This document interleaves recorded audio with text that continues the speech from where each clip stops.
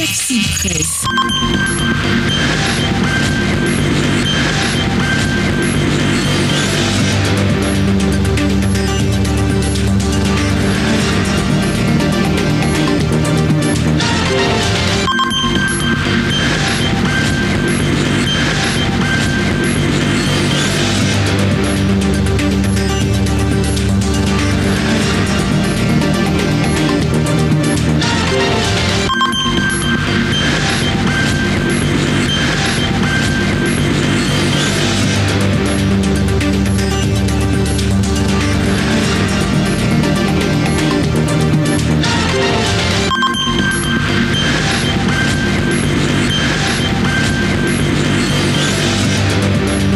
Madame, Monsieur, bonjour à tous. Nous sommes très heureux de vous retrouver ce matin sur la radio Taxi FM Lomé. C'est terminé à présent pour le recensement électoral dans la zone 1. La CENI se dit satisfaite de l'engouement qui aura entouré l'opération. À partir du 17 octobre prochain, les potentiels électeurs de la zone 2 pourront aussi se faire enrôler. Au-delà de cette question, cette opération, si vous voulez, une autre bataille se joue aujourd'hui à la Commission électorale nationale indépendante. La deuxième réunion du comité de suivi, il y a quelques semaines, recommandait la recomposition paritaire de la CENI. La C14 aura finalement ce qu'elle voulait, 8 pour le pouvoir et 8 pour la C14, qui devra aussi désigner les représentants des partis parlementaires. Le cas de l'Union des forces de changement est largement commenté dans l'opinion. Le parti de Gilles Christ Olympio, dans un courrier en date du 27 septembre dernier au président de l'Assemblée nationale, maintenait son représentant, Monsieur Jean-Claude Romao, à la CENI. Dans l'opinion, c'est l'incompréhension totale. L'UFC au gouvernement de Faure Gnassingbé depuis 8 ans pourra-t-il prétendre être de l'opposition? Alors, pour aborder le sujet, ce matin, notre invité, Dr Ekoué Gadafoli, il est président du mouvement Alaga, conseiller à l'Union des forces de changement. Bienvenue. Taxi Presse.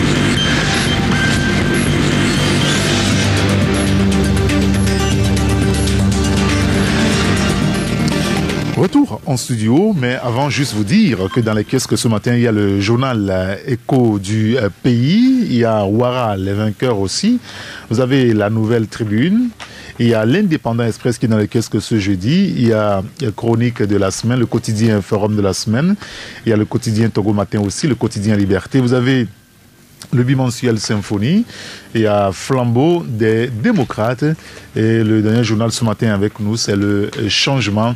Et vous pouvez quand même vous rendre dans les kiosques chez tous les marchands de journaux pour avoir votre exemplaire. C'est au prix unique de 250 francs CFA. Taxi Presse.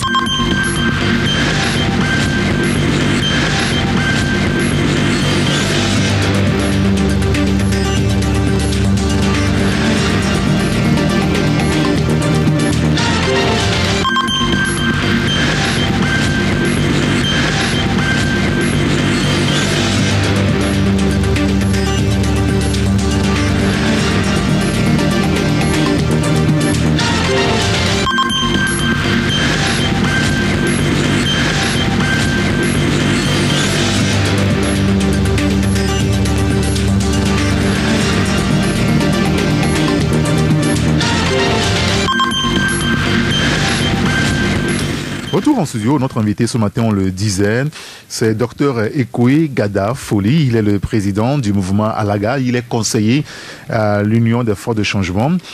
Docteur, bonjour. Bonjour mon cher Eric et bonjour aux radiospectateurs. Merci d'être avec nous ce matin. Vous êtes conseiller à l'Union des forces de changement, l'UFC. J'ai envie de vous demander presque comment est-ce que se porte votre parti politique. Vous savez qu'il y a un ouragan qui souffle aujourd'hui en ville et au Togo concernant notamment la question de la CENI. Et notre parti se porte bien.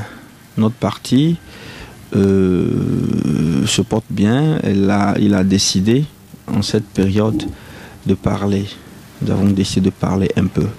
Parce que pendant longtemps, beaucoup ont parlé à notre place. Et quelquefois, ils ont dit des choses qui ne sont pas correctes. Mais nous sommes tus. Parce que comme vous le savez, deux personnes ne se battent pas. Deux personnes se battent, c'est la catastrophe. Donc nous, on s'est abstenus pendant un temps pour voir peut-être les autres reviendront de meilleurs sentiments. Mais ça continue. Et dans la conjoncture actuelle, il urge que l'UFC sorte pour faire des clarifications. Alors, pourquoi est-ce que vous avez pendant longtemps choisi la politique de l'omerta au niveau de l'UFC? Plus personne ne parlait réellement sur des questions qui concernent la vie de la nation. C'est quand même un parti politique. Oui, vous avez parfaitement raison. Ce choix stratégique de communication est dû à toutes les turbulences qu'il y a dans la vie politique. Vous savez que l'UFC a choisi, à un moment donné de notre histoire politique, à abandonner la guérilla, à abandonner la politique de la tension. Et quand vous optez pour un tel choix idéologique et politique, vous êtes astreint à une certaine discipline communicationnelle. Et nous avons assumé ça, ne disant rien d'important tant que ce que nous avons à dire ne changera pas la situation. Vous savez, les sages disent souvent, lorsque ce que j'ai à dire... Il ne parle beaucoup le silence, il vaut mieux se taire. Il vaut mieux se taire. C'est vrai, il y a eu beaucoup de questions, mais l'UFC travaille beaucoup en silence. Mais que faites-vous réellement? Voilà. Parce qu'en 2010, allons tout droit au but, en 2010, lorsque le président de votre parti, Gilles Christ Olympio, a décidé de s'allier au parti au pouvoir, il avait dit qu'il changerait les conditions des Togolais au bout de quelques temps. Ça fait 8 ans que votre parti, l'UFC, est en partenariat serré avec Faure Gnassingbé et son gouvernement. On a envie de savoir qu'est-ce qui a changé, qu'est-ce que vous faites dans l'ombre sur lequel vous ne communiquez pas, mais qui a quand même un impact positif sur les populations. Voilà, ça c'est une question très importante. D'abord, je voudrais dire aux auditeurs que en 2010, ce n'est pas en 2010 que l'UFC a décidé de rentrer en partenariat avec le RPT. C'est en 2010 que le partenariat a eu lieu. Oui. Mais la décision a été très antérieure. Et tous ceux qui ont abandonné la barque de l'UFC et qui ont aujourd'hui créé l'ANC étaient partis de ces négociations, étaient partis de ce choix historique qui a été fait. Ils étaient au courant, ils ont participé aux préparations et à tout ce qui a été fait depuis 2005 jusqu'en 2010. Oui, et puis à la fin, ils ne sont pas d'accord. Maintenant, lorsqu'il y a eu la scission, vous n'allez pas me dire que la scission que l'opposition togolaise, la plus grande opposition du pays, a connue, n'a pas eu des impacts sur la solidité de l'accord signé avec le RPT. Cela a eu des impacts négatifs. Malgré cela, la petite portion de l'UFC qui est restée a tenu dur et a beaucoup travaillé avec toutes les plumes qu'elle a perdues pour maintenir quand même un niveau acceptable de relations, aussi bien avec l'opposition classique qu'avec le parti au pouvoir. Et les interventions de l'UFC, je vais vous en donner 2 ou 3 exemples. Allez-y. Le premier exemple, c'est le cas que nous citons souvent de la loi sur les manifestations publiques. Vous savez très bien que la première mouture de cette loi était liberticide. Cette loi arrive, cet avant-projet de loi arrive sur la table du Conseil des ministres. C'est les ministres, les 7 ministres à l'époque de l'UFC qui ont dit mais non. Tout en sachant que l'UFC était en partenariat, l'UFC n'allait plus descendre dans les rues pour marcher. Mais l'UFC a combattu pour qu'il y ait une loi régissant les manifestations qui ne soit pas liberticide. Et c'est le président Gilchrist Olympio qui a appelé directement pour demander, mais écoutez, vous devez revoir cette loi. Et il y a une autre proposition qui a été faite, et c'est la loi dont jouissent l'une des lois les plus perfectionnées de la sous-région. Il faut dire que Pascal Bodion était aux affaires à l'époque et il y avait quand même l'implication de toute la société civile. Je me rappelle de la rencontre qui a eu lieu à Aïda-Oba où on a appelé tout le monde pour réfléchir sur comment est-ce qu'il faut faire pour élaborer une loi juste. Et donc vous nous informez qu'à l'époque, en réalité, c'est l'UFC qui a déclenché ce processus. Déjà en Conseil des ministres. Bien sûr. Et ça, vous n'avez pas communiqué là-dessus? On ne l'a pas dit parce que nous avons dit qu'on ne va plus claironner sur ce qu'on fait. Parfait. Lorsque cette crise a commencé le 19 août, à un moment donné, les leaders de la C14 sont allés voir le patriarche, celui que j'appelle souvent le patriarche, le président Gilchrist Olympio à Accra. Ils se sont entretenus sur certaines questions, sur les revendications qui peuvent être fantaisistes, qui ne peuvent jamais passer, connaissant la haute politique. Ils ont reçu des conseils de sa part. Il y a eu des conciliambules, des concertations toujours continues entre les chefs d'État de la médiation et le président Gilchrist Olympio. Et d'ailleurs, les propositions qui ont été faites en septembre par l'UFC, puisque les médiateurs ont fait des consultations aux médiateurs. À l'époque, c'était des médiateurs qui sont devenus des facilitateurs des arbitres plus tard. Mais ce sont ces conseils et ces propositions qui ont été reprises, avalisées, corroborées par la CEDEAO. Donc, lorsque le communiqué, la feuille de route est sortie, mais M. Gilchrist Olympio s'est dit, mais c'est ce que nous avions dit, que la CEDEAO reprend. Mais donc, on ne peut pas dire que c'est parce qu'on n'est pas dans la rue, qu'on ne s'oppose pas frontalement, qu'on ne travaille pas. Il y a d'autres exemples encore. Vous savez bien qu'en 2013, avant 2013, le premier parti au Togo qui a posé le problème des réformes constitutionnelles, les 2 mandats, les 2 tours, c'est-à-dire le mandat, la limitation de mandat à 2, l'élection présidentielle à 2 tours, et ensuite le mode de scrutin. Le mode de scrutin, c'est l'UFC. Et M. Gilchrist a réussi à obtenir de Bojona et de Natchaba qu'il faut faire ces réformes mordicus. Ikenunk. Ce n'était pas facile, mais le RPT a accepté. Et l'UFC avait 27 députés. Donc l'UFC, le RPT avait la majorité qualifiée pour faire ces réformes-là. Je vous dis que tous les partis qui parlent aujourd'hui, ils doivent reconnaître que cette question-là a été soulevée par l'UFC. Et maintenant, lorsque l'accord a eu lieu, le consensus a eu lieu, et qu'ils étaient en train de vouloir préparer l'envoi de l'avant-projet de leur Parlement, c'est en ce moment que des gens, des opposants, ont dit, mais non, on ne va pas nous laisser embobiner par les 2 familles, Nyansingbe et Olympio. Des opposants qui avaient vu la feuille et tout ce qu'elle contenait au CPDC. Ils ont dit non, on ne va pas accepter. Et c'est comme ça qu'ils sont allés au CPDC rénové. Pour qu'il y ait inclusion, cette histoire de l'inclusion. Mais en fait, leur plan était de tout faire pour que la gloire des réformes constitutionnelles et institutionnelles au Togo ne revienne pas à l'UFC. Et aujourd'hui, le résultat, il est là. Mais l'UFC ne dit rien. Parce que vous ne devez pas crier votre tigritude. Si vous êtes tigre, vous l'êtes. Mais il y a beaucoup d'autres choses encore. Tous les bailleurs, les financements que le Togo a reçus. Mais vous savez qu'au lendemain de l'accord qui a été signé, il y a eu des champagnes dans plusieurs capitales, au club de Londres, au club de Paris, au club de Rome. On dit, mais donc le Togo est pacifié. Les 2 grandes familles qui ont fait la guerre pendant des décennies se sont pacifiées.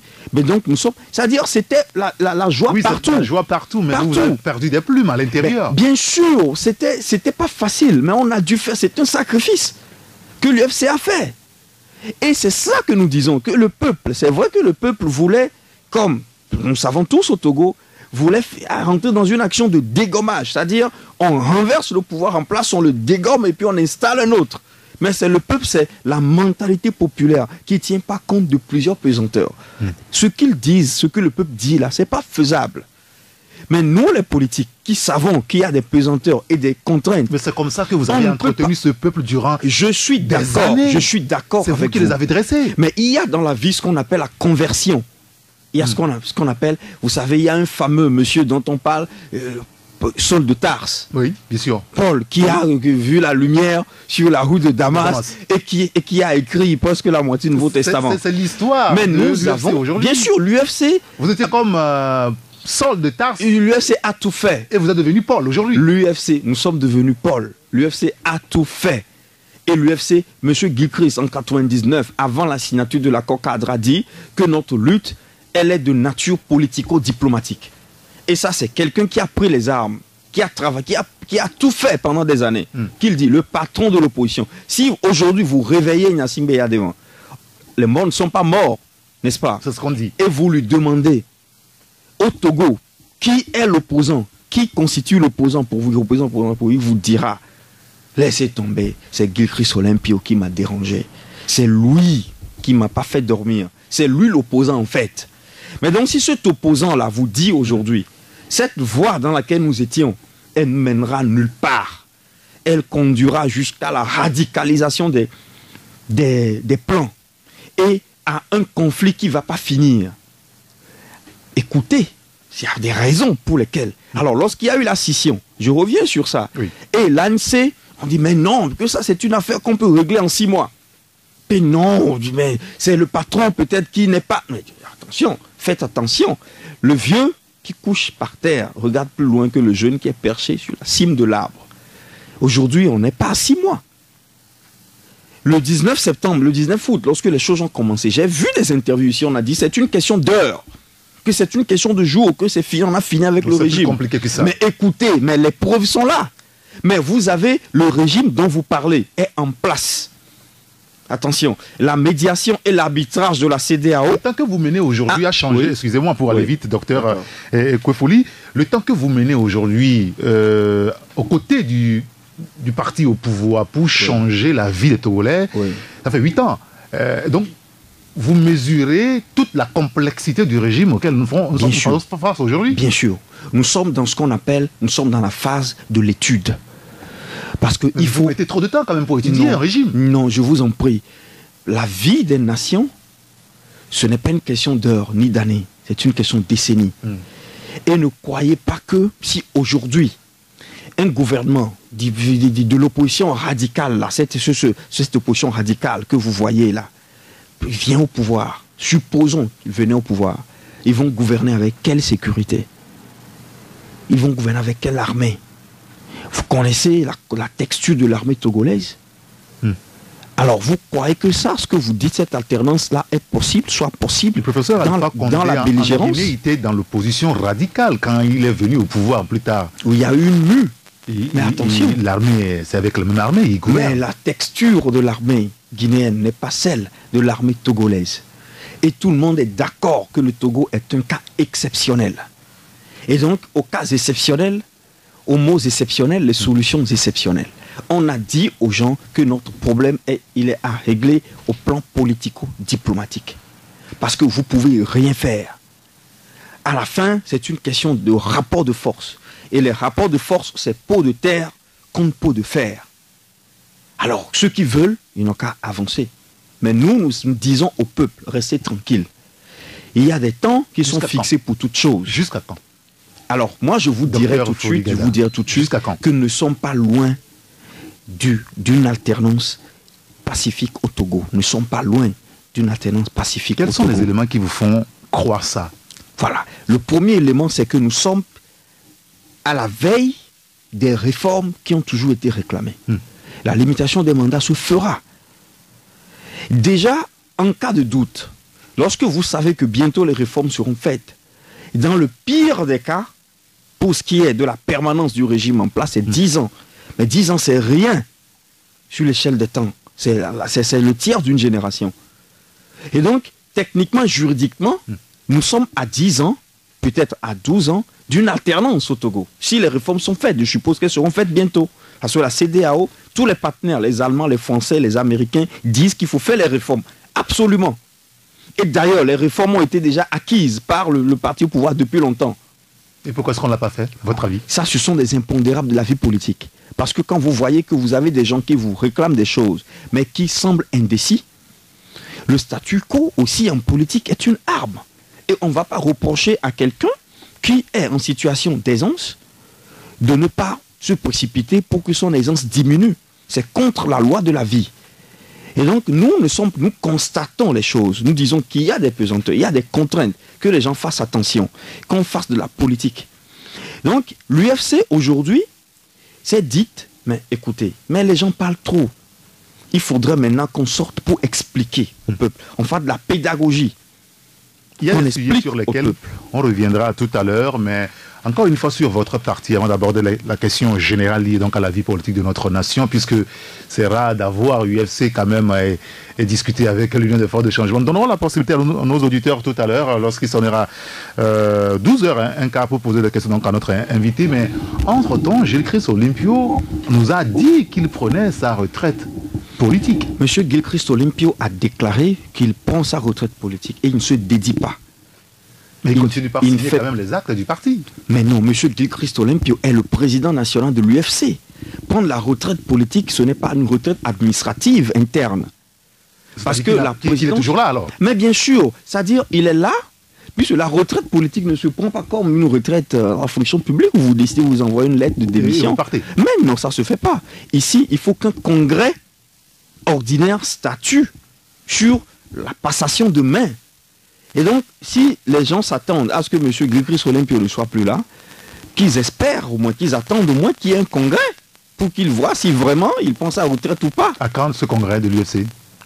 D'ailleurs, le congrès de l'UFC aura lieu, on n'a pas de date, mais le congrès de l'UFC aura lieu. Mais il se peut même que, même au congrès, que le président national décide encore de continuer la régence du parti pendant un temps. Mais la retraite politique, c'est quoi? Peut-être qu'il n'y a pas eu de pédagogie derrière ce concept. Ça veut dire que le président national ne fera plus ses meetings, ne fera plus dans l'activisme, dans l'activité politique. Mais non, il demeure une personnalité politique de haut rang qui travaille et qui sera toujours là. Mais ça, c'est une personne qui a dédié sa vie à la politique. Vous le savez bien mieux que moi. Donc, il n'y a pas de retraite réelle pour ce genre. Est-ce que cette annonce à ce moment précis-là, au moment où son partenaire, Faure Gnassingbé, avait ou à maille à partir avec l'opposition, celle que vous qualifiez de radicale, est-ce que l'annonce en ce moment-là... de passionnelle. D'accord, très bien. Je vous laisse quand même la paternité de ces mots-là. Mais est-ce qu'en ce moment, vous n'avez pas fragilisé l'Union véritablement? Vous avez suivi la réaction du président dans Jeune Afrique qui a suivi? Bien sûr. Oui, vous parlez du discours du 28 novembre. Bien sûr.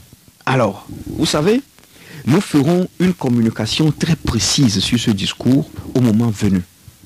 Ce que je peux dire aujourd'hui à vous et aux auditeurs, c'est que le président Gilles-Christ Olympio n'a pas fait d'injonction au président Faure Gnassingbé. Ce n'est pas une injonction. Le président Gilles-Christ Olympio a rappelé par voie de suggestion au chef de l'État que tu comprends ce que les gens veulent. C'est ce qu'ils te disent. Au-delà de tout ce qu'on dit, comprends que c'est ce qu'ils veulent et essaie de voir, de prendre des dispositions. Ça veut dire que Gilles-Christ Olympio a essayé plusieurs fois de le dire au président, puisque le président lui rend visite selon les informations très régulièrement. Il lui a dit, il n'a pas compris, il a eu le besoin de le dire publiquement à la face du monde. Mais c'est cela en fait. Ce sont des discours qui se prennent entre partenaires. Ça veut dire que vous ne pouvez pas faire confiance au président de la République. Non, le président de la République mérite la confiance de tous les citoyens. Il mérite notre confiance. On fait confiance. Le président de la République n'est pas unir. Il faut faire attention. Et il ne représente pas en tant que président de la République le parti unir. Mais donc le président de la République est conscient et il sait, parce que ce sont des choses qui se disent, que tôt ou tard, il faut qu'il y ait alternance. Monsieur Faure Gnassingbé, président de la République, est très conscient de cela et il sait qu'il y aura alternance. Donc ce n'est qu'une redite, ce n'est qu'un rappel qu'on lui fait. Mais c'est ce que les gens demandent. Voir dans quelle mesure vous pouvez arranger les choses pour qu'il y ait un apaisement. C'était là en fait ton objectif. C'était l'apaisement, qu'il y ait l'apaisement dans le pays. Mais donc ce n'est pas à l'UFC de dire au président d'un autre parti, pas ailleurs chef d'État, quand est-ce qu'il doit libérer le pouvoir. Non. Donc le discours, il est là. Donc la presse avait mal interprété à l'époque. Nous avons vu, la presse a voulu faire du scoop. La presse a pris des mots, mais lisez tout le discours, l'esprit du discours. C'était une suggestion en vue de l'apaisement. Maintenant, s'il faut faire une déclaration fracassante et tapageuse vis-à-vis du chef de l'État, ce n'est pas ça, c'est pas ça. En même temps, à l'époque, nous avons bien compris le discours, ou bien vous vous êtes fait crier dessus, vous ravalez presque ce que vous avez... Mais non, il n'y a pas de ravalement. Nous disons ceci, qu'il y a pas eu de la pédagogie après cela. Mais le président national a dit clairement qu'il faut qu'il y ait alternance. C'est ce qu'il faut comprendre. En fait, il dit qu'il faut qu'il y ait alternance. Très bien. Parce que le peuple a peur. Le peuple croit que le régime ne veut pas d'alternance. Et les gens se disent, parce qu'ils ne veulent pas d'alternance, qu'il faut les renvoyer, manu militari. Mais alors que, en train de dire, écoutez, c'est ce qu'ils veulent dire, le peuple veut dire. Ils veulent juste l'alternance. Donc prenez cela en considération. Maintenant, les modalités suivant lesquelles cette alternance va advenir, ce sont des questions qui ne se disent pas devant la presse. Ce qui est certain, c'est que les gens sachent que l'UFC dit tout ce qui peut être dit à son partenaire, le RPT. Nous allons marquer nous allons marquer notre première pause. On se retrouve dans 2 minutes environ pour la suite de Taxi Presse. Je rappelle juste que notre invité, c'est Dr Ekwe Gada Foli. Il est le président du mouvement Alaga, conseiller à l'Union des forces de changement. Taxi Presse.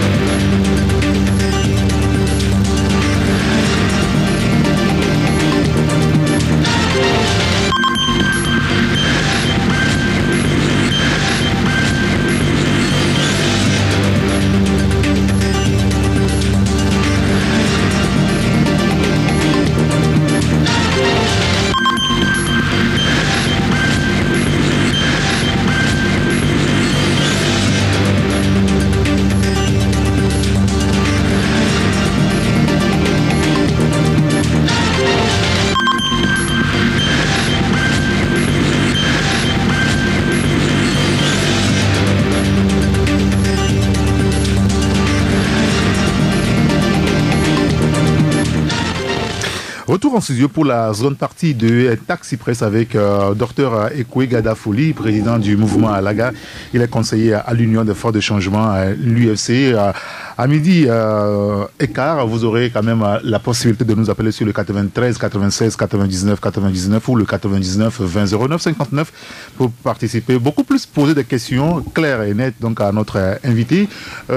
Docteur, aujourd'hui, est-ce qu'il faudra dire qu'on est proche d'une alternance par le fait que vous avez collaboré avec le régime en place? Bien sûr. Et je vais vous dire pourquoi. Allez-y. Ce n'est pas tant parce qu'il y aura des réformes et qu'on est certain qu'après 10 ans, de toute façon, il y aura alternance. C'est l'acquisition de la part du régime en place de l'idée de l'alternance. Et ça, c'est à l'UFC que cette gloire revient. C'est-à-dire que l'accord dont nous parlons, historique, de 2010, a inclus les clauses relatives à l'alternance à la magistrature suprême.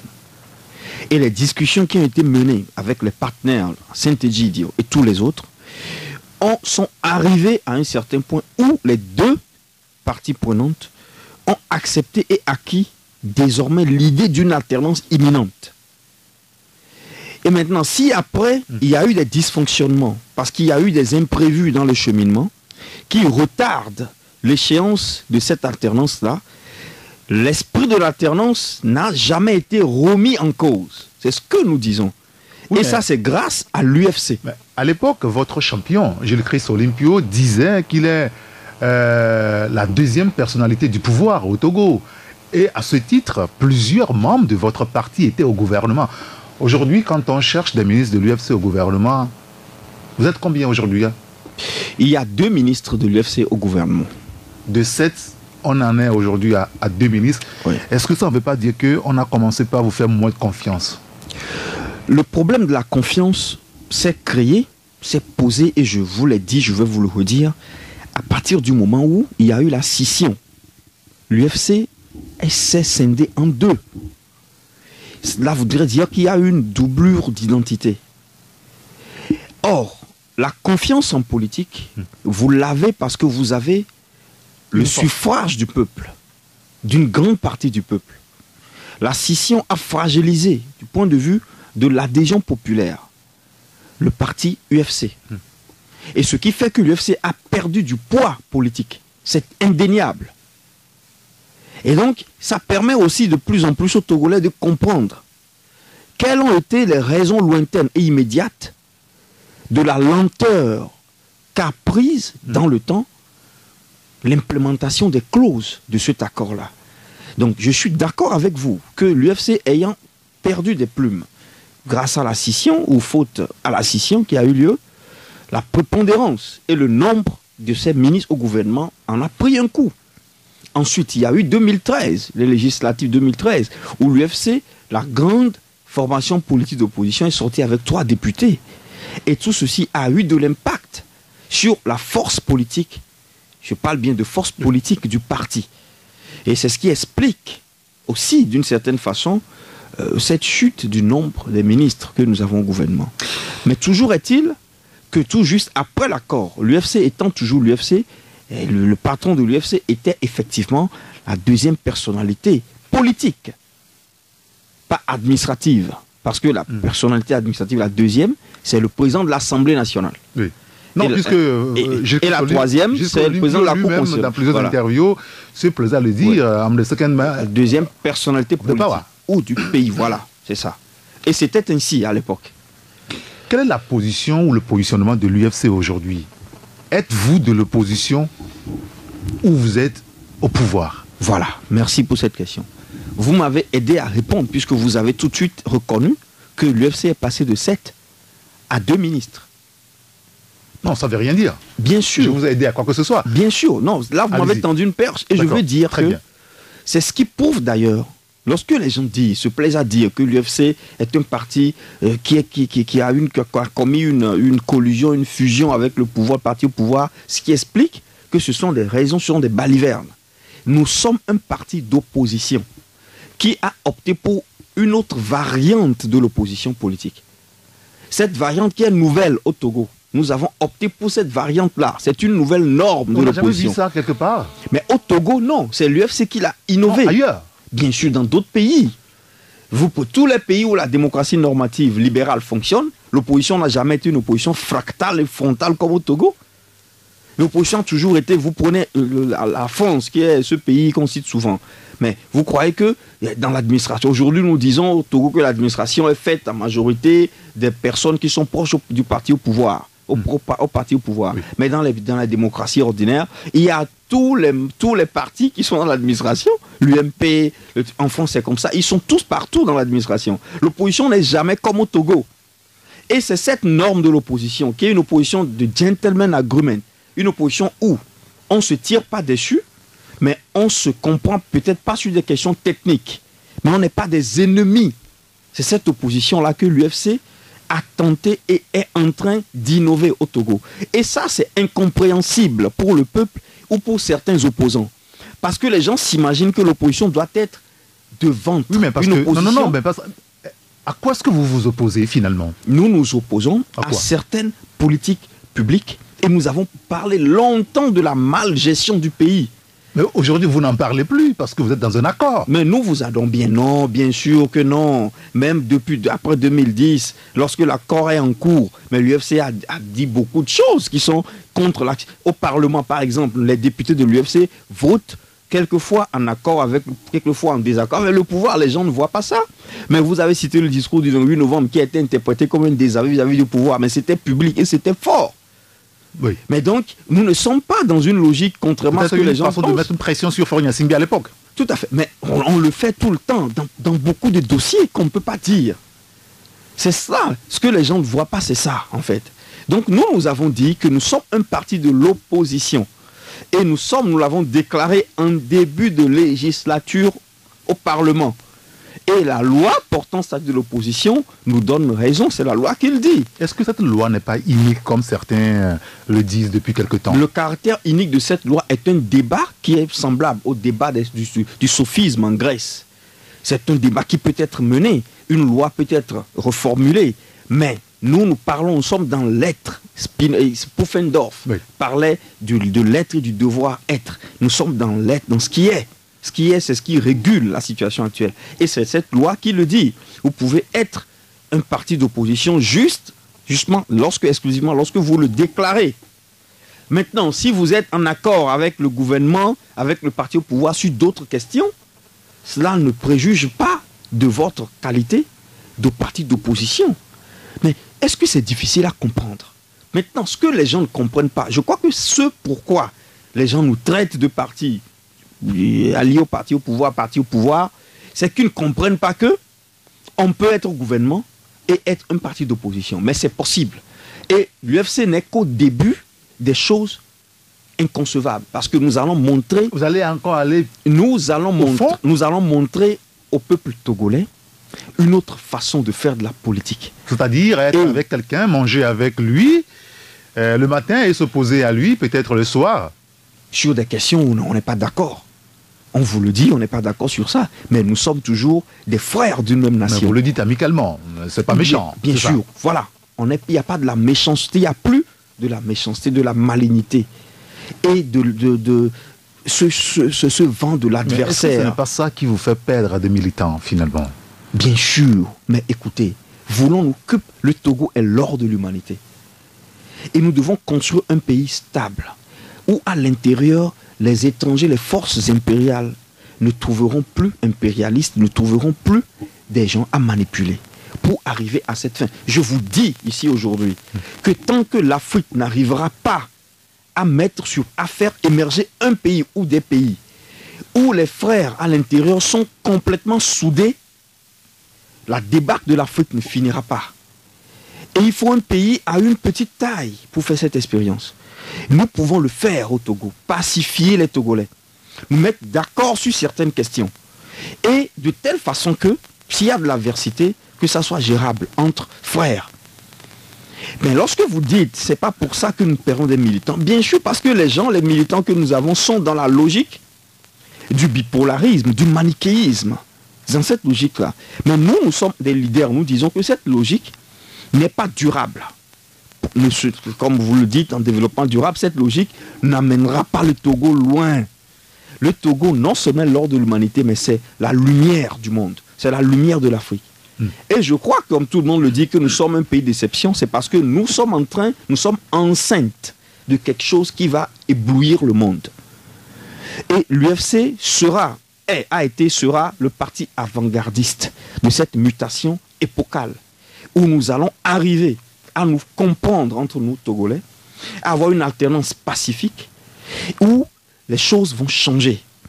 Et nous avons dit, nous demandons toujours aux gens, aux Togolais, tous ceux qui ont été meurtris, ceux qui ont perdu des personnes, qui ont perdu des frères, des familles, à un moment donné, il faut pardonner pour se libérer. Docteur Ekwe Folie, est-ce que ce pays est bien géré? Le Togo n'est pas un pays classé parmi les pays les plus riches au monde. Non, ma question n'est pas là. J'en viens. Est-ce que ce pays est bien géré? Je veux partir des données objectives. Allez-y. Donc, le Togo a des richesses. Nous sommes que 7-8 millions. Et quand vous faites des projections techniques claires, vous voyez que en fait, un Togolais peut s'en sortir avec 80 000 francs par mois sans rien faire. D'accord. Donc, il y a un problème de gestion dans ce pays. Le pays n'est pas bien géré. Et ce n'est pas un secret, nous le disons. Et si nous sommes au gouvernement, c'est peut-être pour apporter notre plus. Et tous les autres partis politiques peuvent venir au gouvernement pour apporter leur plus. Et ça fait 8 ans que vous gérez ou vous travaillez là-dessus. Est-ce que les Togolais aujourd'hui ont ce minimum de 80 000 francs le mois? Les Togolais n'ont pas encore cela. Est-ce que vous n'avez pas échoué?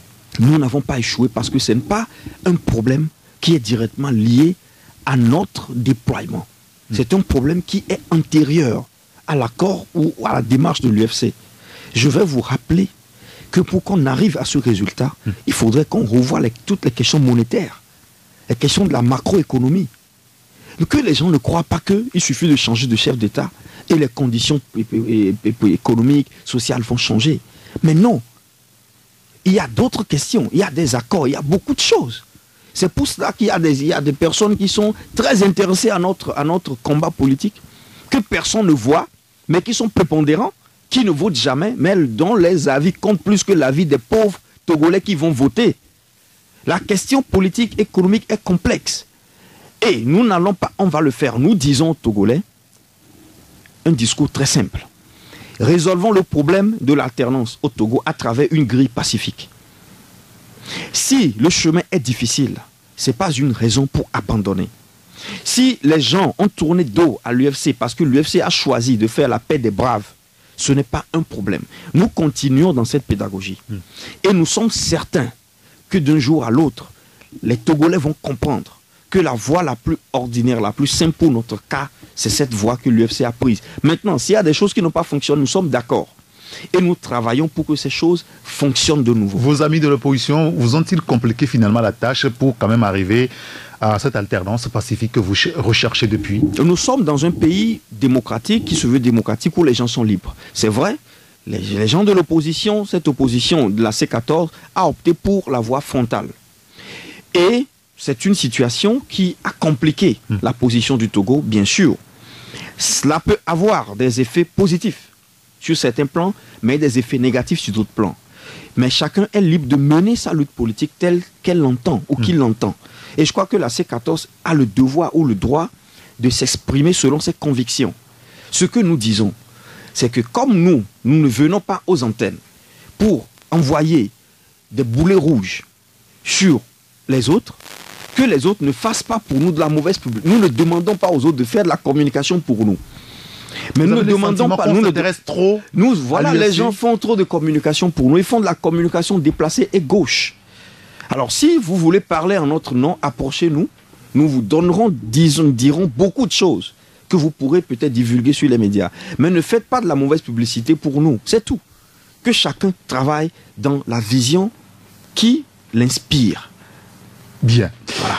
Depuis quelque temps, avec la crise au Togo, il s'est passé beaucoup de choses.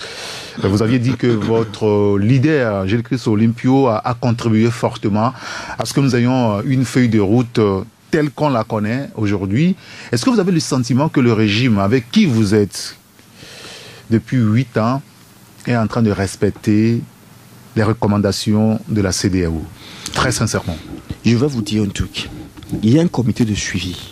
Ça, c'est la procédure internationale qui vérifie et ils ont des informateurs. Que les gens ne croient pas que le comité de suivi est réduit aux 2 facilitateurs plus le président de la commission qui viennent de temps en temps à Lomé. Mais non, ils ont des informateurs sur le terrain qui leur font des rapports. Et dès lors qu'ils n'ont pas désavoué, ils n'ont désavoué personne, ni le parti au pouvoir, ni la coalition des 14, ni personne. Faisons confiance à ce comité de suivi. Ça veut dire que le Togo est en bonne marche. Les questions qui ont posé problématique, le comité de suivi est revenu pour les éclairer. C'est cela. Aujourd'hui, il y a une question qui pose problème, c'est la recomposition de la CENI. Nous sommes certains que ce comité de suivi reviendra pour arbitrer. Et donc, le gouvernement, le parti au pouvoir, est en train de faire ce que la feuille de route dit. Si le gouvernement ne fait pas bien, vous verrez que le comité de suivi reviendra pour leur dire, écoutez, ça, c'est pas bien. Et puis, je vais vous dire qu'ils ont des experts sur le terrain qui sont en train de suivre le travail de la CENI. Ce n'est pas à nous de noter, comme ce n'est pas à nous de dire aux autres qui ne sont pas de l'opposition ou qui sont de l'opposition. Parlons maintenant de la CENI, puisque l'autre débat et la question fondamentale réside à ce niveau par rapport à l'identité même aujourd'hui de l'Union des forces de changement. L'UFC est-il un parti de l'opposition ou un parti finalement allié au pouvoir, sinon complètement moulé dans le registre de UNIR?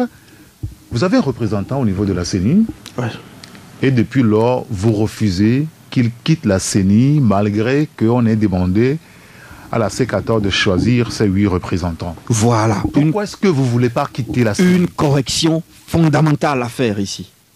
On n'a pas demandé à la C14 de choisir 8 représentants. C'est faux, c'est archi faux, c'est super et hyper faux. Très bien. Dites-nous, qu'est-ce qui a été dit? Voilà. Et c'est ce problème qui fait la confusion. Le communiqué du 2e comité de suivi, la 2e réunion est claire là-dessus. Relisez le communiqué. Le communiqué a dit que les partis concernés par la question de la CENI,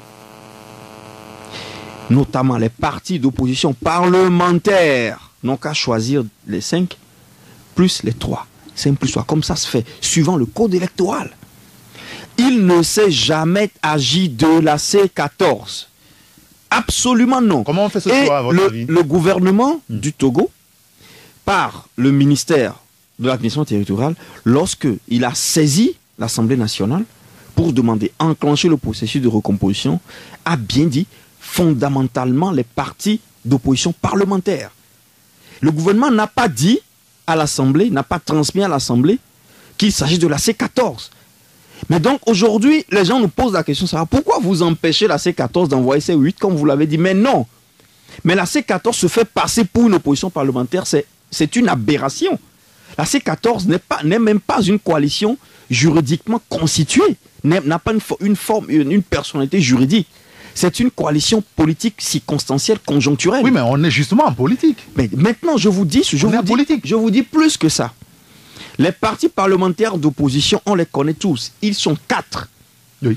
Il y a l'UFC, il y a le CAR, il y a l'ANC et il y a l'ADI. Et il y a l'ADI. Encore que, pour ces 3 que je viens de citer, que les auditeurs comprennent très bien, l'ANC, le CAR et l'ADI n'apparaissent dans aucun registre en tant que ANC, CAR et ADI. Quand il s'agit du pouvoir législatif, attention, Togolais, ils apparaissent comme CST. Et c'est par générosité. Non, comment générosité? Et de fait, je vais vous expliquer. Les groupes parlementaires qui ont été formés, notamment la reconnaissance de l'ANC comme entité politique au Parlement, est advenue de fait. Ils sont allés aux élections comme le CST. Oui, bien sûr. Voilà. Donc, si on est arrivé au point où on les distingue et que nous disons que nous sommes 4 partis d'opposition parlementaire, la CEDEAO a dit, très bien dit, je répète pour ceux qui n'ont pas bien compris, qu'il ne s'agit pas de la C14, mais qu'il s'agit des partis d'opposition parlementaire. Le CAR n'était pas sous la bannière du CST, le CAR a été... Bien sûr, arc-en-ciel. Vous m'excusez, c'est un lapsus, bien sûr. Vous m'excusez. Maintenant, nous sommes 4 et 5 places nous sont dévolues. Écoutez, calcul inégal, CE1, CE2. Quand vous êtes 4, vous avez 5 choses. Vous allez vous arranger à les diviser de telle sorte qu'une personne n'ait rien. Oh, Togolais, mais soyons sincères. Vous voulez toujours avoir une place à la CENI? Non, nous ne dites pas que nous, comme si vous étiez en train de faire une focalisation sur nous. Mais nous disons que nous avons droit, comme tous les autres, puisque nous sommes 4 destinés à avoir 5 choses, à se partager 5 choses. Mais donc, la logique veut que chacun prenne un, et le 5e qui reste, on le donne à celui qui parmi nous est plus prépondérant. Donc nous entendons que l'ANC aura 2, ADI 1, CAR 1, l'UFC 1. Et on n'exclut personne. On a exclu personne. Ils sont à l'Assemblée, ils méritent d'être à la CENI. Moi, je défendrais, si quelqu'un voulait aujourd'hui, comme par pur jeu politicien, attaquer le CAR, par exemple, pour l'ADI ou l'ANC, mais non, nous, de l'UFC, nous irons au créneau, nous dirons non, laissez tomber les blagues. Ces gens sont au Parlement, ils méritent d'être à la CENI, ils sont sérieux. Mais nous, qui sommes partis parlementaires, pourquoi ne mériterions-nous pas d'être à la CENI? C'est la question que moi je renvoie à ceux qui s'étonnent. Alors, si cette situation bloque le fonctionnement de la CENI, et donc bloque la situation, et que ça pourrait être l'objet d'un retard, d'une crise prochaine, est-ce que l'UFC, en tant qu'un grand parti politique ayant quand même, ou qui contribue à ce que ce pays sorte de l'ornière, ne peut quand même pas mettre en jeu? Je vais vous dire un truc. Et laisser couler les choses. Je vais vous dire un truc très simple. Parce que lorsqu'on a demandé de partir, il y a d'autres partis, il y a des parlementaires qui ont accepté de démissionner. Mais non, eux, ils n'ont pas droit.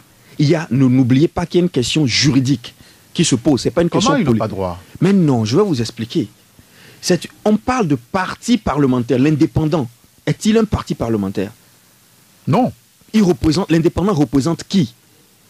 Il se représente. Mais on parle des partis parlementaires. Et la question qu'on doit... Alors vous me posez cette question, l'UFC peut faire un sacrifice. L'UFC pourrait faire encore des sacrifices plus importants. Parce que si la mort de quelqu'un doit profiter, il faut qu'on voit de quel profit s'agit-il. Si vous demandez à l'UFC de se suicider, c'est-à-dire de mourir, c'est-à-dire de ne plus exister à la CENI, ce sera pour quelle fin? Dites-moi, pour quelle fin? Pourquoi exactement?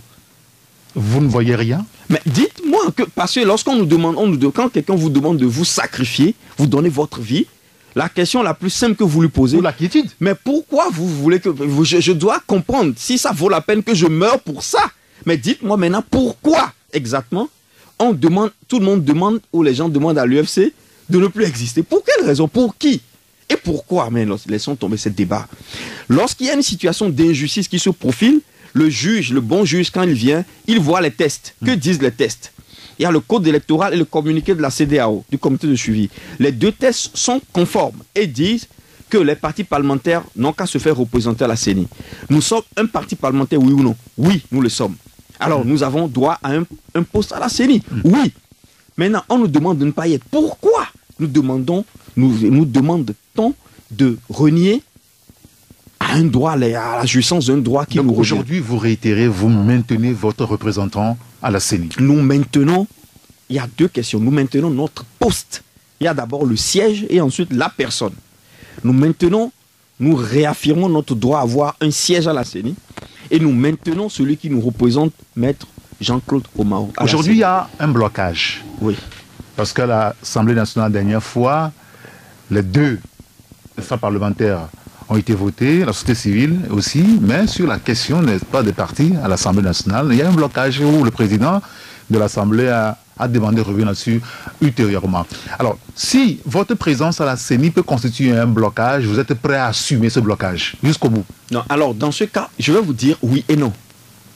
Oui, parce que si cette question est posable à l'UFC, elle doit être légitimement posable à tous les autres. Parce qu'on a le même statut. C'est comme on raisonnait, comme si on raisonne comme si l'UFC n'a pas le même statut que les autres. Alors, parce que s'il faut appliquer une sanction à une personne, il faut que cette sanction soit applicable à tout le monde. On peut poser cette question, par exemple, au CAR. Invitons quelqu'un du CAR, mais écoutez, vous aussi, vous êtes parti parlementaire comme l'UFC. Vous êtes d'accord de sacrifier votre place pour qu'il y ait quiétude, pour que les choses avancent? On va voir ce qu'il va dire. Poser cette question aussi à l'ANC. Eux qui se sont taillés 3 membres, 3 Ils sont postes. plus nombreux que vous tous. Bien sûr. Alors, mais justement, 3 postes, oui. Quand vous les écoutez, j'espère, j'imagine que vous les avez suivis, c'est par rapport donc à une certaine équité aussi prolata de personnes à l'Assemblée nationale. Bien sûr, il s'agit... Non, vous savez, l'ANC peut défendre son droit d'avoir 3, même 4, même 5, même 6, même 7, même 8, même 10, même 20. C'est pas là le problème. Le problème, c'est que, est-ce que eux, sachant que l'UFC tient à sa place, qui lui revient de droit, c'est pas une usurpation. À Monet Ségomé, que c'est pas une usurpation. Ok. Si comme l'UFC maintient sa place, est-ce que vous, qui en aviez 3, vous pouvez sacrifier 1? Mais quelqu'un, vous avez une bergerie, vous avez 100 têtes de bœufs. Moi, je n'ai qu'une seule tête de bœuf. Oh, vous me demandez de donner ma seule tête pour faire le festin. Alors que vous pouvez donner une tête et en avoir 99. Vous parlez de David, là. Mais bien sûr. Donc c'est ça. Nous avons une logique qui est très terre à terre. Nous demandons aux autres aussi d'accepter de se sacrifier, puisque eux, ils se targuent d'être les représentants du peuple, la seule opposition qui existe, et tout le monde en dit, mais alors qu'ils sacrifient une place à la CENI. Très bien. Messieurs, nous allons marquer notre dernière pause publicitaire. On se retrouvera dans 2 minutes environ pour la suite de Taxi Presse de ce matin. Taxi Presse.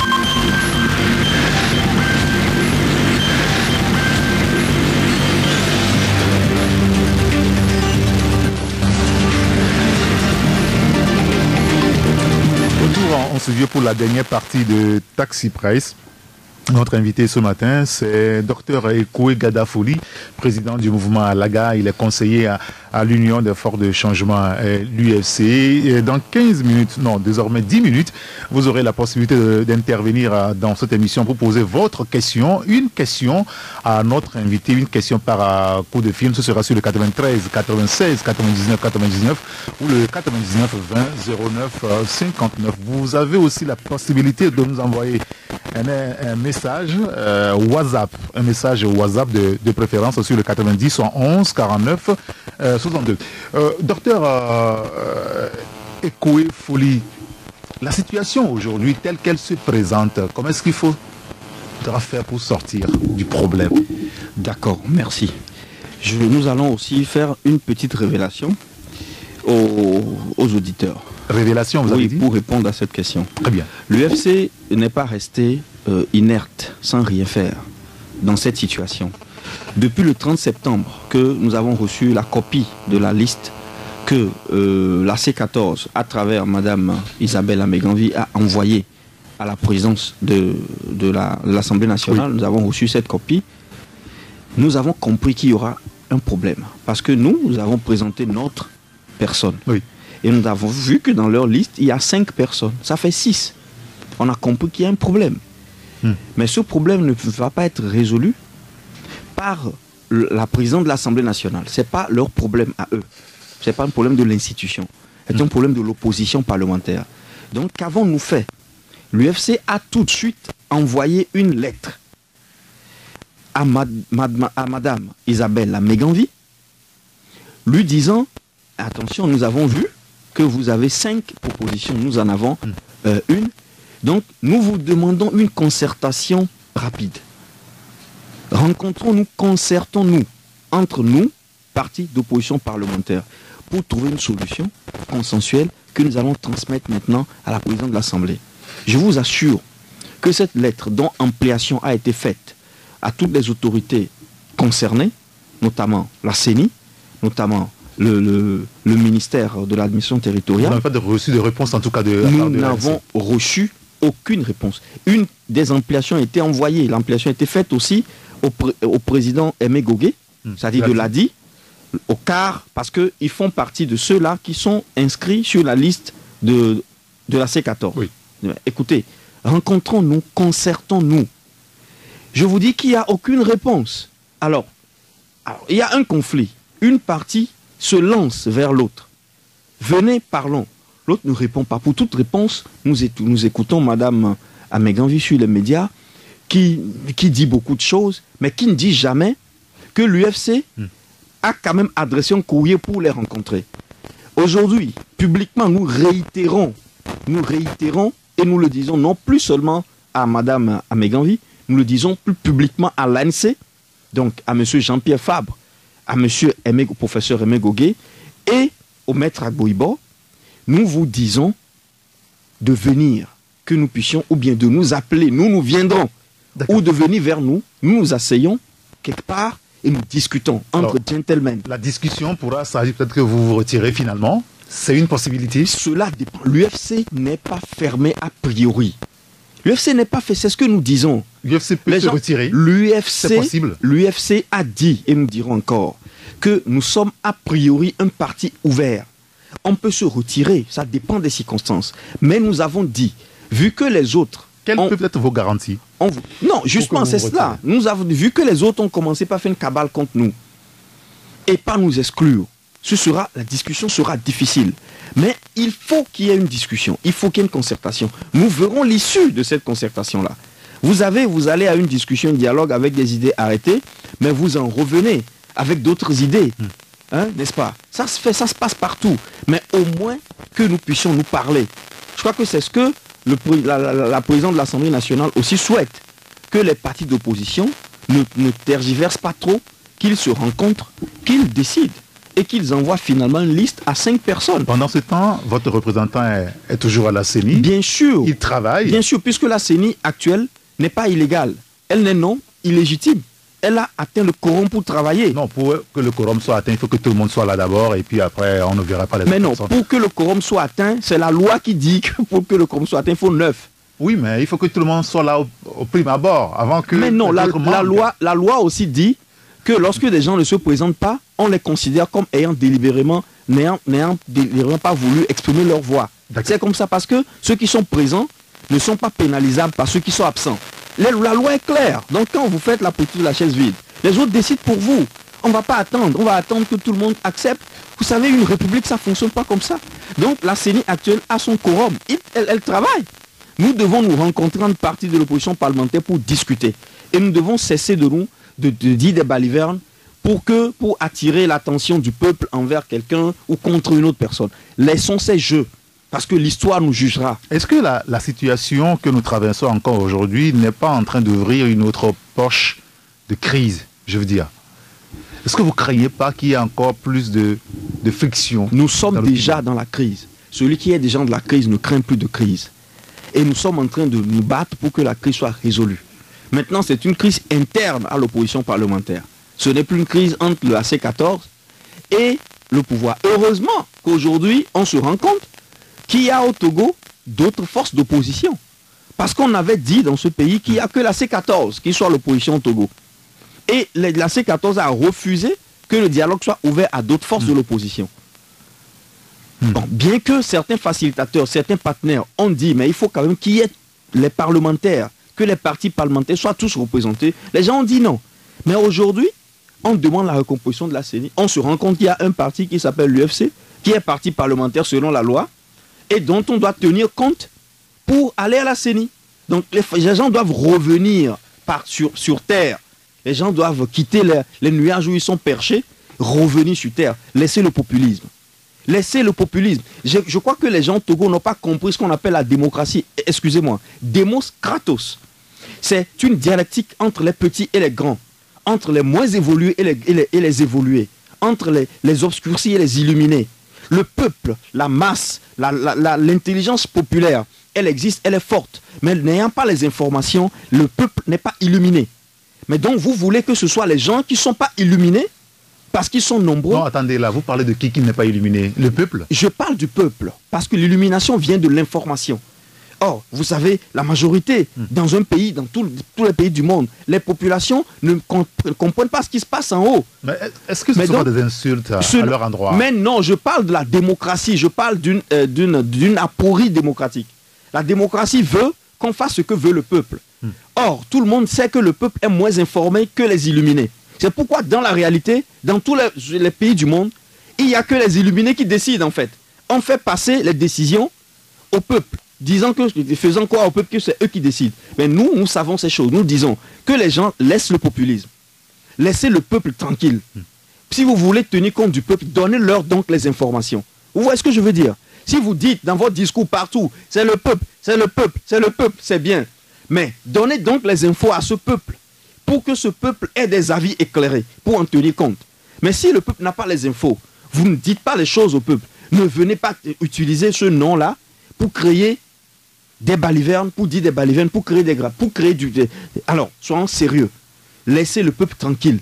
La loi dit que vous êtes 4 partis d'opposition parlementaire. Vous avez 5 choses à vous partager. Rencontrez-vous et parlez. Et je précise que la C14, ni l'ANC, ni les autres, n'ont même pas eu à voir si l'UFC avait des propositions de partis extra-parlementaires et de société civile. Alors qu'on devait nous consulter également sur ça. Bon, c'est vrai qu'il y a eu le vote à l'Assemblée où l'UFC était représenté. Ça, on peut le mettre entre parenthèses. Mais quand même, la concertation initiale qui devait y avoir entre eux et nous n'a pas eu lieu.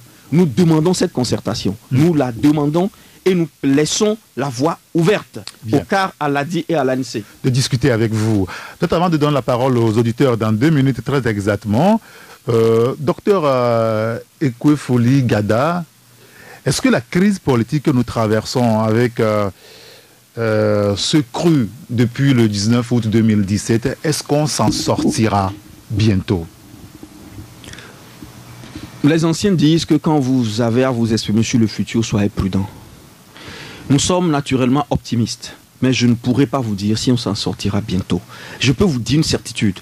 Dès lors que les gens se comportent dans l'exclusivisme, dans les autres troubles, dans le mensonge, on ne s'en sortira pas.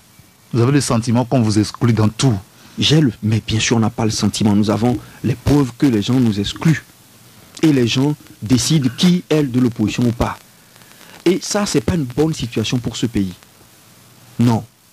Ce n'est pas une bonne situation pour ce pays. Comme nous respectons tout le monde et nous disons, venez, parlons, que cela soit réciproque. C'est tout. Très bien. Et nous allons maintenant donner la parole à nos auditeurs pour intervenir dans cette émission. Le principe est simple. Quand vous nous appelez, il s'agira de poser votre question à notre invité. Et il n'y aura pas trop de commentaires et pour pouvoir donner la chance à un grand nombre d'entre vous d'intervenir dans cette émission. Notre premier auditeur au bout du fil. Allô? Bonjour. Oui, bonjour. Monsieur Komi, oui. Nous vous écoutons. Vous savez, vous avez posé une question tout à l'heure à l'invité Oui. Il n'a pas répondu comme je le voulais. Allez-y. Le quorum n'est pas atteint. La CENI ancienne devait être à 17. Et lorsque vous êtes à 17, c'est les articles de plénière qui parlent de 9. Vous étiez 13. Ça veut dire que c'est une CENI qui n'est pas de manière réglementaire. Il faudrait que vous le reconnaissiez aussi. Cette CENI a travaillé de manière illégale chez moi. D'accord. Puisque ça devait être 17. C'est les plénières qui doivent au moins avoir 9 comme quorum. Secondo, lorsque vous dites pourquoi l'UFC ne doit pas se sacrifier, l'UFC doit se sacrifier puisque il a travaillé 8 ans avec le gouvernement et n'a pas prévenu la crise de août 2017. Les problèmes sont revenus. Puisque vous aviez collaboré pendant 8 ans et vous n'avez pas prévenu la crise, fallait se sacrifier comme les autres aussi se sont sacrifiés. Lorsque vous avez constitué la CENI en novembre 2017, vous les avez appelés de reprendre leur place. Ils ont dit non, qu'ils ne vont pas revenir. Suivant l'article 15, qui parle de démission, d'empêchement, l'esprit de l'article 12, qui dit opposition parlementaire, vous aviez l'opportunité de les remplacer. Parce que de l'esprit de l'article 12, on n'a pas cité l'opposition parlementaire dit d'un parti. On a dit simplement l'opposition parlementaire. Vous étiez là, dans l'ancienne CENI, comme opposition parlementaire. Et lorsque les 4 se vous disent qu'ils ne vont pas venir, vous avez eu l'opportunité de les remplacer. Vous ne l'avez pas fait. C'est un empêchement de leur part. Monsieur Komi, merci beaucoup. On a écouté votre réaction. Merci de nous avoir appelé. On va laisser la possibilité à notre invité de répondre. Oui. Docteur. Alors, monsieur Komi, auditeur, je vous en prie. Non, la CENI, le quorum est atteint. Personne ne peut dire au Togo que le quorum n'est pas atteint.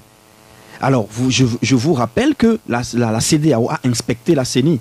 La CEDEAO, la médiation, a étudié tous les tests. Et la médiation dans la feuille de route n'a pas parlé d'illégalité de la CENI. On a parlé d'une CENI juste incomplète qui doit être refournie pour qu'il y ait de l'inclusion. C'est tout. Alors, est-ce que vous voyez, j'ai laissé le code électoral, le petit document dans le véhicule. Je voulais le lire tout de suite, les articles. Il s'agit de 3 articles.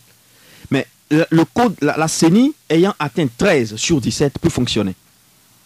Toutes les décisions de la CENI, du bureau de la CENI, ont effet juridique.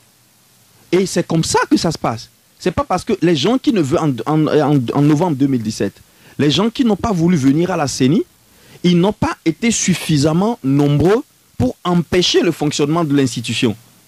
C'est cela. Bien. Mais donc, personne ne dit pas que le quorum de la CENI actuelle n'est pas atteint. Mais alors, non. Il y a une autre réaction justement liée à cette histoire de quorum. Il y a un auditeur qui dit je vais demander à l'invité s'il ne voit pas que c'est en réalité l'UFC qui a donné le soi-disant quorum qu'ils réclament pour faire tout ce qu'ils font à la CENI aujourd'hui.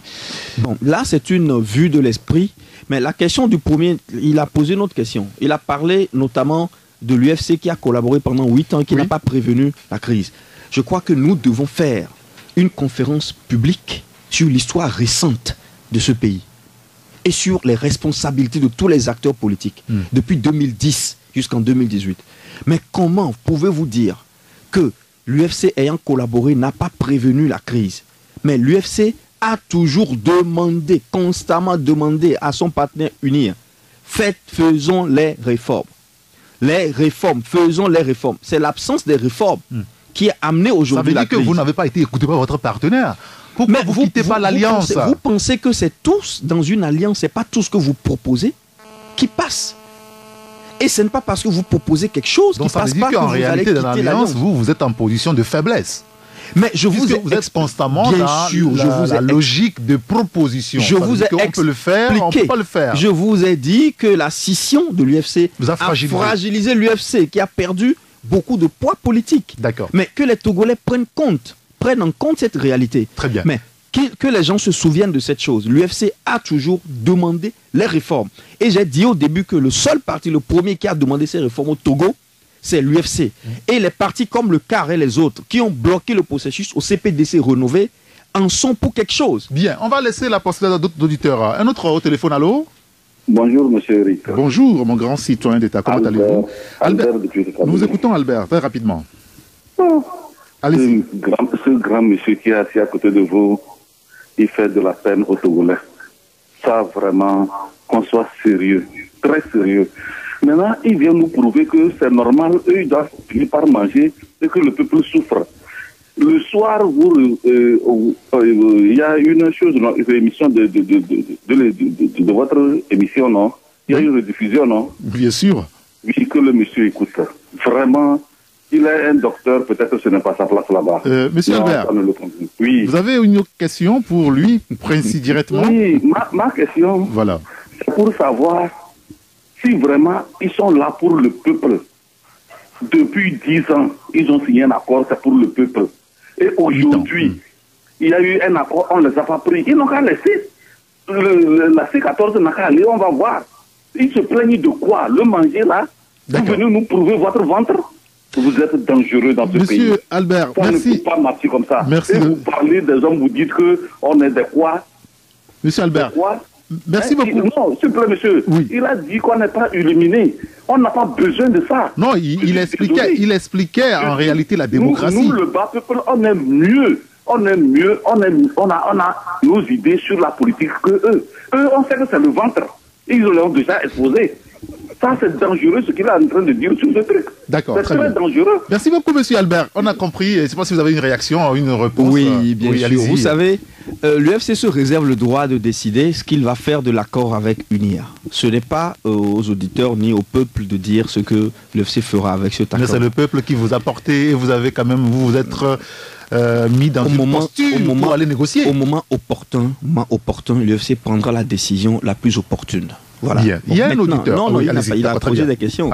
Il a dit, mais c'est ce qui dérange lorsque on fait des considérations liées au ventre. Mais donc, en fait, c'est la mentalité. C'est la mentalité. Donc, un positionnement politique doit correspondre à une volonté de se remplir le ventre automatiquement. Mais l'accord qui a été signé, c'est pour le ventre. Cet accord-là, c'est pour le ventre. Cet accord qui a fait débloquer des fonds. Les bailleurs sont venus. On a relancé l'économie. Les processus de PPTE ont tous abouti. C'est le ventre. C'est le ventre de qui? De l'UFC. L'UFC a eu 7 ministres. L'UFC finit aujourd'hui avec 2 ministres, avec 3 députés. PPTE, c'est en 2006. Hein? Bien sûr. C'est vrai. L'accord, vous l'avez signé en 2010. C'est vrai. 4 ans plus tard. Les fonds qui ont été débloqués, nous avons, je vais vous dire même plus, il y a des archives qui ont été togolaises, qui étaient classifiées et qui ont été libérées, déclassifiées après l'accord. Il y a beaucoup de choses qui se sont produites. Vous m'excusez. Mais donc, je dis ceci, ce n'est pas pour le ventre. Ce n'est pas l'UFC. Vous connaissez très bien l'UFC. Vous connaissez le président national de l'UFC. C'est pour le ventre, c'est pour l'argent. Mais il ne faut pas que les gens disent certaines choses.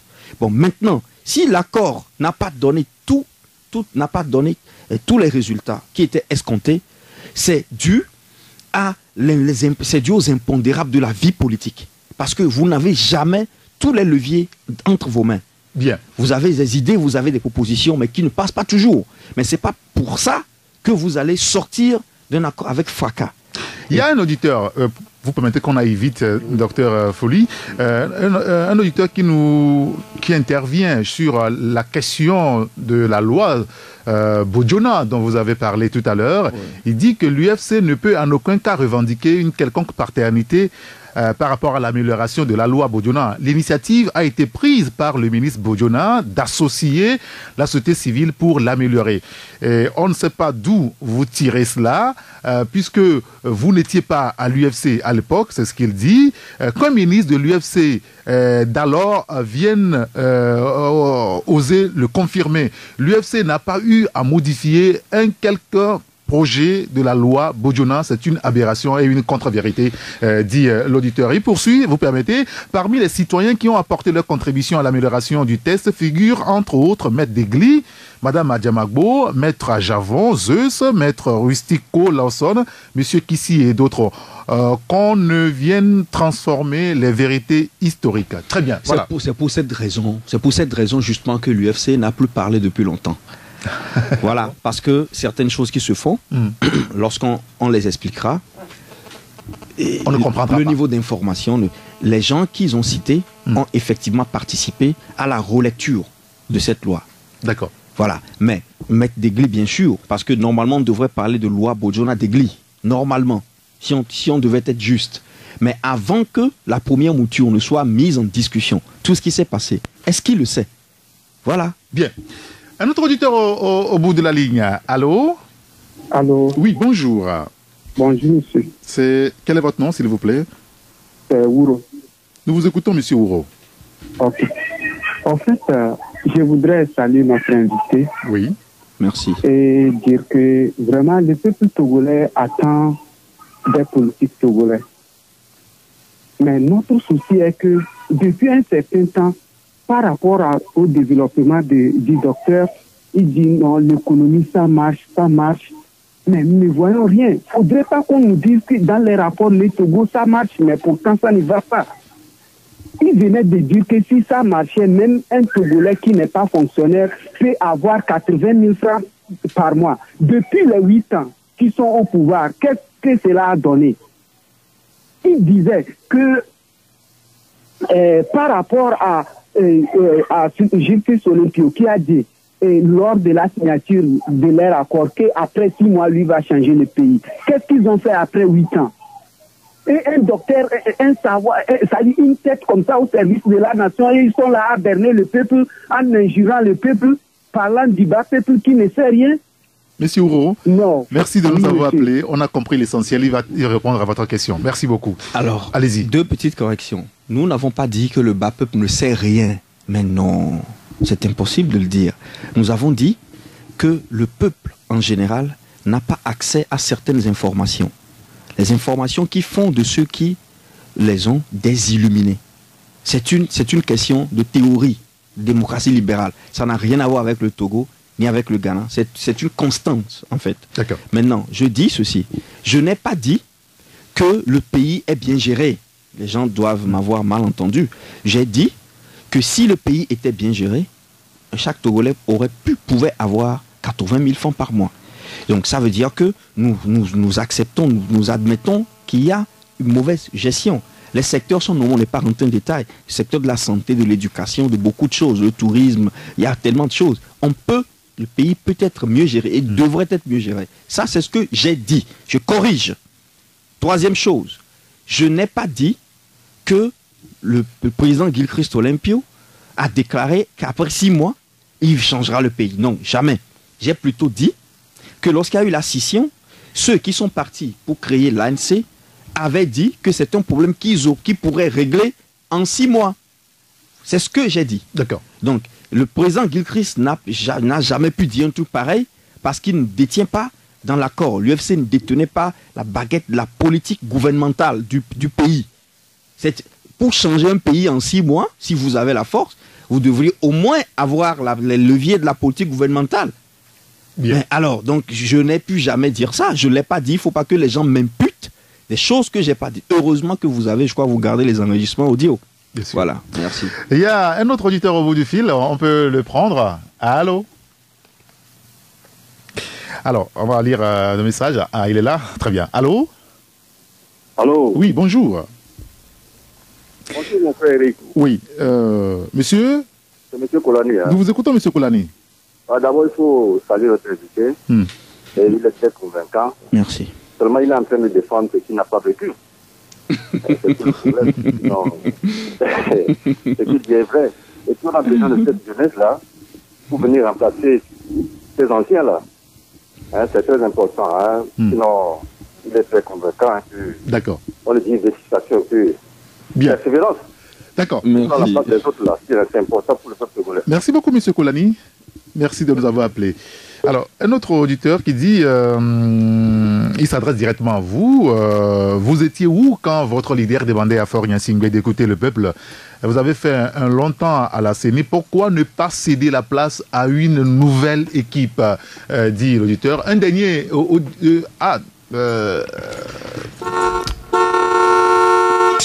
Taxi Presse.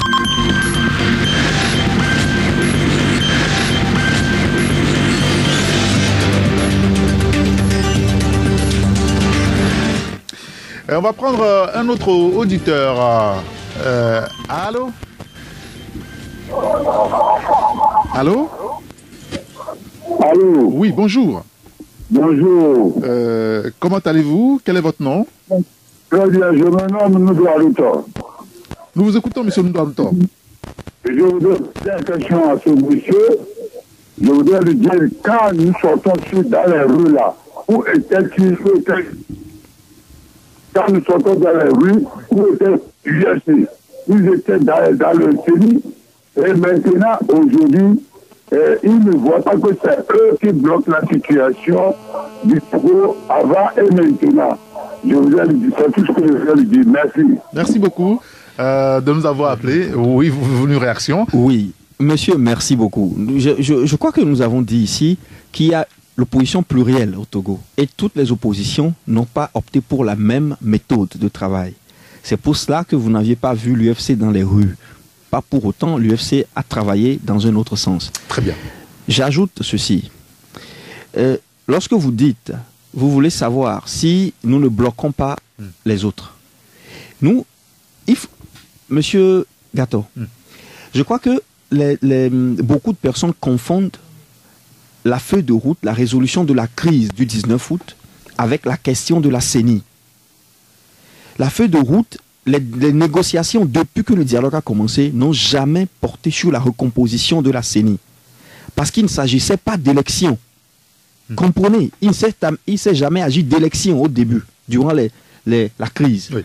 C'est après la feuille de route du 31 juillet, lorsque les élections ont été indiquées par la CEDEAO, que la C14 s'est dit, bon, donc si c'est comme ça, si c'est comme ça, maintenant voyons les conditions, les meilleures conditions pour des élections. C'est en ce moment que le problème de la CENI s'est posé. Et heureusement que la CEDEAO et la C14 et le pouvoir se sont entendus pour qu'il y ait une recomposition. L'UFC se félicite de ça. On ne dit pas non. C'est bien. Maintenant, une fois qu'on demande que la CENI soit recomposée, ce n'est pas une question de la C14. Ça, c'est la loi ordinaire. C'est une question d'ordinaire gestion des institutions. D'accord. Et c'est la loi électorale qui régit la recomposition de la CENI. Ça n'a rien à voir avec la C14. Très bien. Notre dernier auditeur. Allô? Oui, bonjour. Bonjour, monsieur Rika. Oui, quel est votre nom? C'est monsieur Cédou. Nous écoutons votre question, monsieur Cédou. L'invité vient de dire qu'il faut qu'on soit sérieux. Je crois qu'il devrait être sérieux à leur côté parce que il dit que Jésus-Christ n'a pas dit que dans 6 mois, là, ils vont changer le panier de la ménagère togolais. Il n'a qu'à écouter le son. Vous, les radios, il faut leur repasser le son. Nous avons le son. De deux, ils n'ont qu'à être sérieux parce qu'ils font 8 ans à la CENI. S'ils veulent être de l'opposition, il faut démissionner d'abord leurs 2 ministres qui sont au gouvernement pour nous prouver réellement qu'ils ne sont plus au pouvoir. Mais ils ne peuvent pas être au pouvoir nous dire qu'ils sont de l'opposition. Il faut qu'on ait le bon sens au Togo. Je crois que le bon sens nous a quittés dans ce Togo. Il faut qu'on nous ramène. D'accord, très bien. Merci beaucoup, monsieur Cédou. Merci de nous avoir appelés. Alors, peut-être pour aller vite, nous avons très peu de temps maintenant. Lire quelques messages et quelques réactions également, ça vous permettra en gros de répondre. Il y a un autre auditeur qui nous dit: j'aimerais demander à votre invité si la loi sur laquelle l'UFC s'accroche pour ne pas quitter la CENI, l'UFC n'a pas lui-même enfreint cette loi, puisqu'on ne peut pas décider légalement s'opposer à un pouvoir et en même temps être avec ce même pouvoir. Donc un accord de partage, dit l'auditeur. Il y a un autre qui nous dit: vous ne trouvez pas que l'UFC constitue une tache noire dans la sortie de crise et que vous faites encore une fois la honte de l'histoire politique de ce pays? C'est une vision des choses qui est désolante. Ça ne vous enchante pas? Oui, ça ne nous enchante pas. Mais comme nous sommes en démocratie, et chacun a le droit surtout d'exprimer ce qu'il pense. Bien sûr. Voilà. Et l'UFC ne bloque rien que ce soit. L'UFC a juste droit à un poste à la CENI. L'UFC ne demande pas plus que ça. L'UFC demande juste que ceux qui convoitent sa place aient au moins l'honnêteté et le respect de se concerter avec elle. Parce que cette place revient à l'UFC. C'est simple. Maintenant, si les gens pensent que tout ce que la C14 a fait dans ce pays est le moyen royal pour résoudre le problème d'alternance que nous avons, oui. Et donc toute personne ou tout acteur qui empêche la C14 d'évoluer devient l'ennemi du peuple, ils ont une mauvaise appréciation de la réalité. Ce n'est pas ainsi. Et chacun doit exister. L'UFC existe, elle tient à sa place et nous devons tous travailler main dans la main. D'accord. On ne peut plus recevoir de coups de fil. Je voulais quand même lire un ou deux messages encore avant peut-être que nous concluions l'émission de ce matin. Il y a un auditeur qui aimerait quand même demander à notre invité si après quelques années avec son partenaire Unir, qu'ils ont constaté que ce dernier n'a pas la bonne foi de faire les réformes, pourquoi l'UFC n'a pas démissionné du gouvernement pour montrer au monde son mécontentement? C'est ce que l'auditeur demande. Il y a un autre qui nous dit... aujourd'hui, nous savons que l'UFC n'est pas opposition, dit l'auditeur. En allant, pourquoi l'UFC, s'il veut avoir une place parmi les 5 membres de l'opposition parlementaire, n'opte pas au changement de la personne de M. Romao, qui depuis 10 ans fait de la CENI sa propriété. En allant dans la CENI en septembre 2017, l'UFC a-t-elle discuté avec les autres partis parlementaires qui étaient dans la rue avant d'y siéger, se demande un autre. Et puis, il y a un autre auditeur qui nous dit...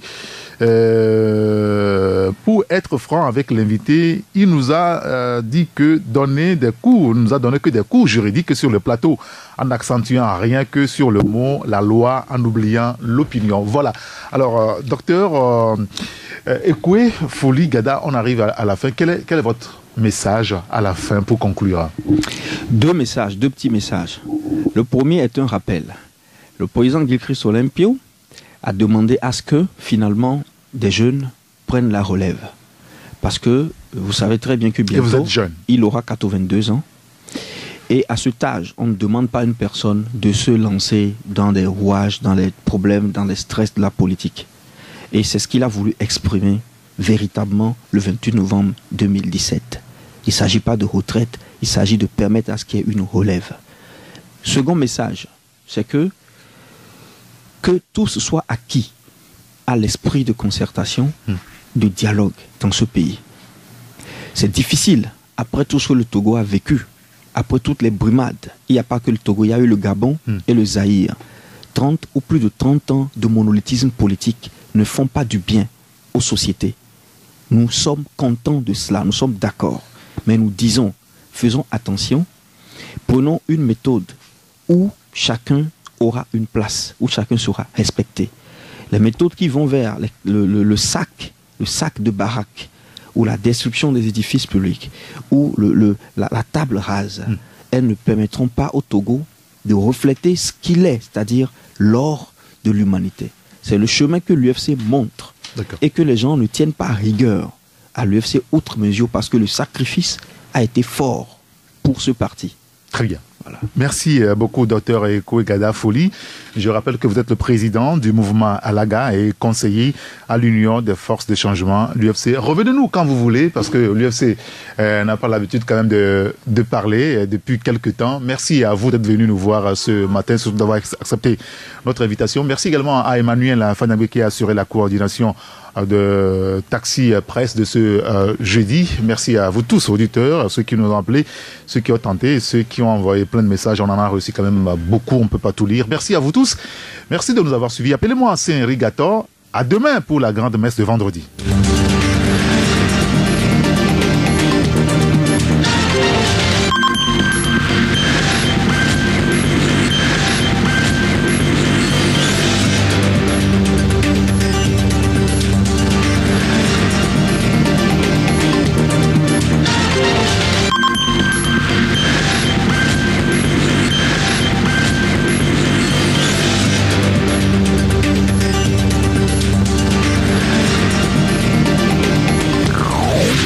Suite, la pub. Chérie, nous quelle woman? N'ingbe danno fifi po. On balé du vivi nous guantina mu. Egbe yare ape plat préféré oye mu ono. Léonie, me tout nous kaka so ni so abenade. Adobuvi no tu intestin grammatical.